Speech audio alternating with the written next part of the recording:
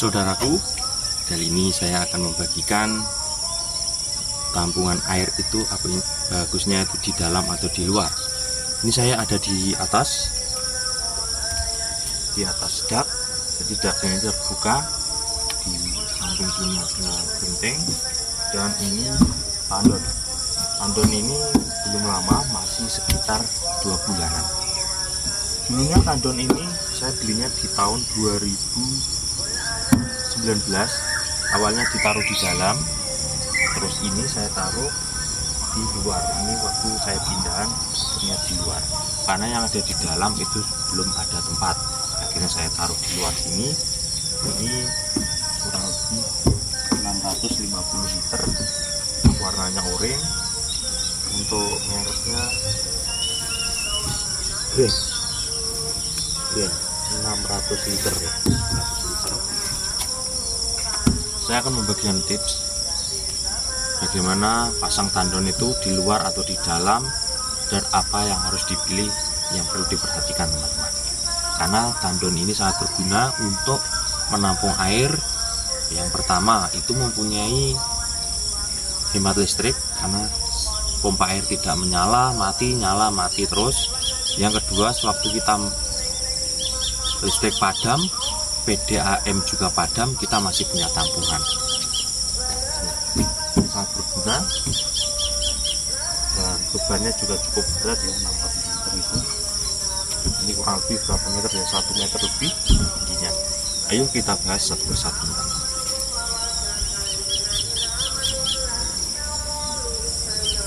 Kita mendekat dulu ya, sekaligus ini saya mau menguras. Saya mengurasnya nih ya, pakai sapu. Kita buka, ada tulisan open. Di sini airnya tidak terlalu jernih karena itu musim penghujan. Di dalamnya ini ada lumut di dalam ya. Atau mau lebih dekat lagi bisa ya, saya masukkan ke dalamnya.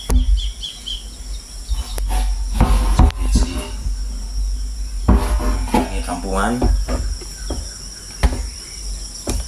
Di sini tampungannya saya pakai yang tampungan PDAM.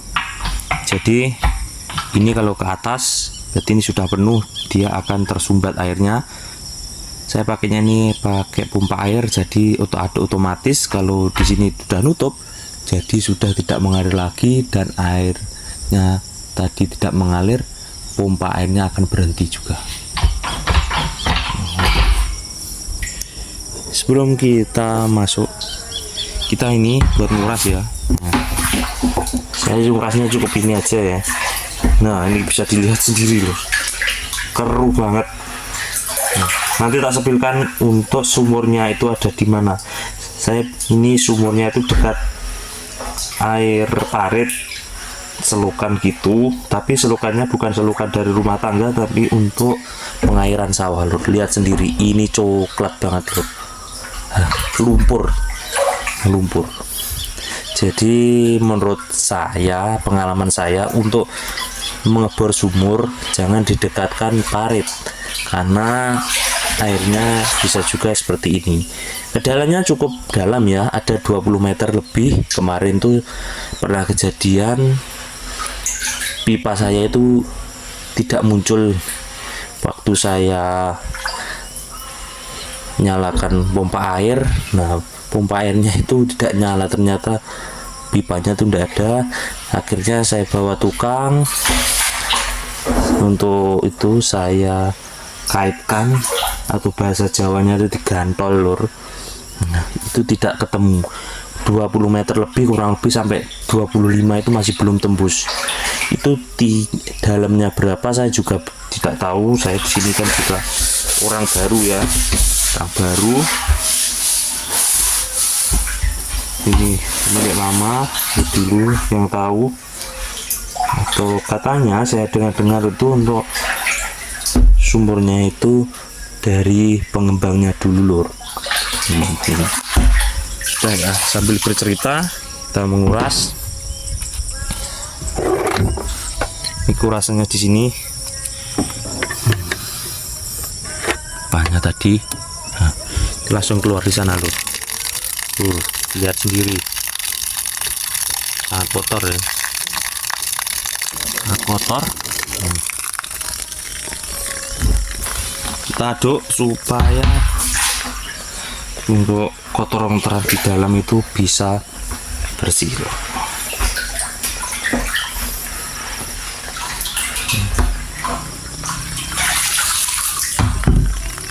Airnya cukup keruh. Nah, ini ada parit mengarah ke sawah sana. Jadi dari parit itu ke sana mengarah di belakang perumahan ya. Terus untuk sumurnya itu lur, kita dekatkan. Ini sumurnya. Jadi sama parit itu kurang lebih 1 meter lebih ya, kurang lebih seperti itu, tidak sampai 2 meteran kelihatannya. Nah, di sana. Jadi itu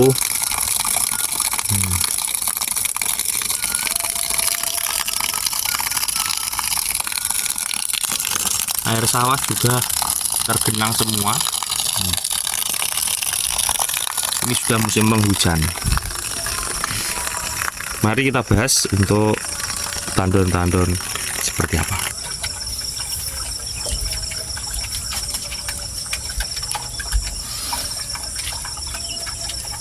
Santai dulu. Sini saya membahas yaitu tandon kelebihan yang ada di luar. Tandon di luar itu jadi mengikuti suhunya. Pada waktu siang juga dia hangat, kalau hujan itu segar, ada dingin-dinginnya, sensasinya seperti itu. Yang kedua yaitu pembersihan itu mudah loh. Nah, ini kan bisa dibuka, jadi langsung keluar sini, tidak usah ada saluran-saluran lainnya, salurannya lebih pendek. Yang ketiga, di luar itu mengikuti cuaca dan juga ini loh, bersih. Karena kena hujan, kena panas, itu akhirnya bersih. Tapi di dalamnya itu juga ada minusnya, pertumbuhan lumut atau alga itu bisa lebih cepat daripada yang di luar. Terus ini sewaktu-waktu ada perbaikan pipa atau perbaikan ini keran, itu juga lebih mudah, tempatnya juga luas, jadi kita tidak bingung. Dan juga di luar itu lebih mudahnya pada waktu kita ada pergantian loh. Jadi sewaktu-waktu kita ini sudah rusak, kita tinggal angkat saja, tidak usah membuka yang ada reng atau usuknya yang ada di rumah. Tampungan di dalam, yang pertama itu suhu, keuntungnya suhunya itu stabil, jadi tidak hangat tidak dingin, tetap apa yang ada di tanah suhunya itu ya, itu kita gunakan untuk mandi yang kita rasakan juga. Yang kedua, membutuhkan energi dan skill yang lebih, karena di dalam itu ruangnya sempit, harus mempunyai orang yang benar-benar sabar atau profesional dalam memperbaiki atau menggantinya lur. Bahkan menguras pun kita harus mempunyai saluran yang lebih bagus lagi, karena lebih panjang untuk mengeluarkan. Nah, seperti ini yang kecil ya, ukuran 3/4 paralnya. Terus tampungan berdebu di luar, bersih di dalam. Kalau yang ada di dalam ini, nah di dalam itu kan tampungan banyak debu, ini di atasnya plafon itu mengakibatkan juga banyak debu-debu, akhirnya kotor. Dan di situ juga biasanya ada serangga lur, ataupun hewan seperti tikus juga suka dekat galon, dekat tampungan maksudnya, karena mungkin dingin ya. Itu next, kalau di dalam itu aman dari gangguan manusia lur. Nah kalau ini, kalau ada orang sabotase atau orang yang tidak suka dengan kita serta mungkin bisa ditambah apa ya, cairan atau apa yang bisa merusak kualitas air. Jika lebih terus 5, tampungannya di dalam itu lebih estetik lur, karena tidak bisa dilihat secara langsung seperti ini. Jadi di dalam rapi, ini langsung genteng semua, jadi ada di dalam. Terus di dalamnya itu di mana pasangnya? Kalau menurut saya bisa di atas kamar mandi, tidak. Kalau kamar mandinya itu di pinggir, jadi atapnya lebih menguncup loh, lebih menguncup tinggi itu. Nah kalau tidak, suatu ini ada dinding, ada plus ya, plus maksudnya sabuk atau tiang, itu bisa didak di tengah plusnya itu loh, menurut saya itu. Kalau sini ada tembok ya, berarti ini tembok dan tembok, nah di atasnya sini itu didak secukupnya saja. Kalau ini kurang lebih ukuran 2,5 kali 2,5 itu sudah cukup lebar. Jadi untuk perbaikan itu lebih mudahnya lebih ya lebar untuk daknya, jangan mepet sama tampungan. Kalau terlalu mepet, perbaikan juga sulit. Nah, tambah lagi keuntungannya, galon yang tampungannya ada di dalam yaitu lebih awet lur, karena tidak terkena sinar matahari langsung yang menyebabkan ini panasan. Nah, saya juga belum tahu berapa lamanya tahannya tampungan yang ada di luar. Kita coba aja dulu lur ya, karena saya sebenarnya inginnya ada di dalam, tapi di dalam sudah tidak ada, harus ada perbaikan tambahan. Dan saya ini kan sudah rumah yang second ya, bukan rumah yang baru bangun. Kalau baru bangun tentunya saya yang memodifikasi atau saya yang mensketsa ini sudah. Nah itu tadi beberapa kelebihan yang ada di dalam dan di luar. Nah tips untuk memilih tampungan luar atau dalam, belilah yang berkualitas lur, yang mempunyai kualitas sudah teruji atau brand-brand tertentu. Tapi tentunya kita membeli itu sesuai dengan budget, kita tidak usah memaksakan kalau memang uangnya belum cukup dan keadaan darurat kita membutuhkan tampungan, karena tampungan itu juga sangat perlu lur menurut saya, daripada kita langsung pompa air dinyalakan atau menggantungkan PDAM. Supaya kita punya tampungan, sewaktu-waktu darurat kita masih punya air. Itulah gunanya tampungan. Yang kedua yaitu beli sesuai dengan kebutuhan besarnya lur. Nah berapa? Kalau menurut saya untuk keluarga kecil, mungkin keluarga anak 1 atau anak 2 minimal itu 600, usahakan 600 ke atas. Tapi sesuaikan dana dan tempatnya lur, tidak harus menentu ini, karena kalau kecil-kecil itu terlalu sering kita menggunakan pompa air. Nah tadi yang ketiga, pilih warna gelap supaya pertumbuhan alga atau rumput yang ada di dalam itu tidak cepat berkembang. Tempatkan yang lebih tinggi supaya air itu lebih cepat ke bawah dan aliran dari keran itu kencang. Nah seperti saya ini untuk pembukaannya saya pakai 1,5 dim ya, 1,5 dim, terus nanti di convert menjadi 3/4, lebih besar lebih baik lur. Nah dan ada juga ini untuk pelubangan untuk pembuangan itu harus rendah mungkin lur, tidak harus rendah pol itu ada sikonya itu, jangan, pokoknya paling rendah aja. Nah supaya nanti benar-benar bersih. Kayak saya ini, kita kasih lihat ini masih banyak lur airnya yang belum keluar. Nah itu bisa dilihat sendiri ya. Itu bisa dilihat. Karena di sini itu kurang lebih berapa ya, ada 5 cm itu naiknya. Kalau untuk keluar sini mungkin dinaikkan tidak apa-apa, 5 cm kurang gitu tidak apa-apa. Tapi kalau yang ini sebaiknya untuk pembuangan harus dikeluarkan. Ini sejajar loh pembuangannya sama keluarnya tuh. Saya tidak tahu pembuangan keluarnya dulu gimana itu, jebolnya seperti itu. Nah, kita lanjut lagi, kita taruh dulu ya.